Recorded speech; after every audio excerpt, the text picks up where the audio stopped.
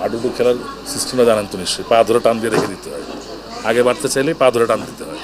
এবার শাকিব খানের হয়ে আলেকজান্ডার ও রুবেলকে ধুয়ে দিল শাকিব খানের বন্ধু খল অভিনেতা শিবা শানু। দেখেন ভাই ব্রাদার, তাকে এক সাংবাদিক প্রশ্ন করেছেন যে শাকিব খান তো বাংলাদেশের সবচেয়ে বড় সুপারস্টার এবং এপার বাংলা ওপার বাংলা দুই বাংলায় সমান তালে কাজ করতেছে, তারপরও বেশ কিছু মানুষ তারা ইন্টারভিউর মাধ্যমে শাকিব খানকে নিয়ে নেগেটিভ কথা বলবে এবং শাকিব খানকে থামানোর চেষ্টা করবে।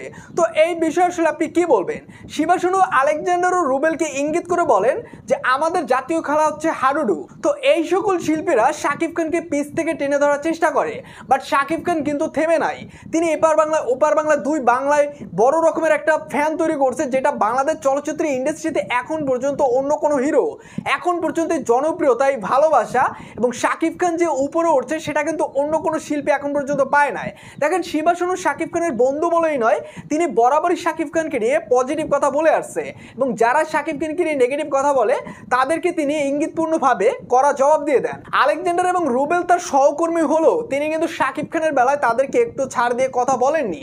দেখেন শাকিব খানকে নিয়ে এই আলেকজান্ডার এবং রুবেল তারা বিভিন্ন ইন্টারভিউর মাধ্যমে শাকিব খানকে নিয়ে নেগেটিভ কথা বলায় ব্যস্ত থাকে, শাকিব খানের উপর বিভিন্ন ধরনের অভিযোগ তুলে দেয়। যেমন আলেকজান্ডার তিনি বেশ কিছুদিন আগে শাকিব খানকে নিয়ে যে কথাগুলো বলেছে তারপর থেকে কিন্তু শাকিব খানটা তাকে একদম বয়কট করে দিচ্ছে, তাকে একদম ধুয়ে দিচ্ছে।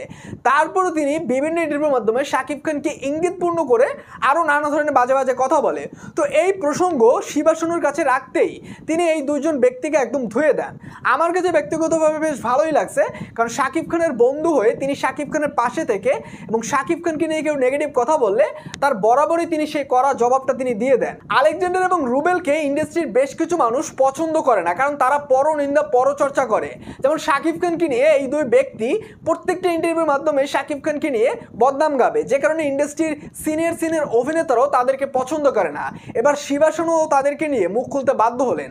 তো ভাই ব্রাদার, শিবা শানু যে কথাটা বললো যে শাকিব খানকে আসলে এই সকল শিল্পীরা পিছ থেকে টেনে ধরার চেষ্টা করে, কারণ তারা এখন সিনেমায় কাজ পায় না, এই জন্য শাকিব খানের পিছে পড়ে আছে একটু ভাইরাল হওয়ার জন্য, একটু আলোচনা আসার জন্য। তো ভাই ব্রাদার, শিবা শানুর এমন কথার পর আসলে আপনাদের কি মন্তব্য হচ্ছে অবশ্যই কমেন্ট করে জানিয়ে দেবেন।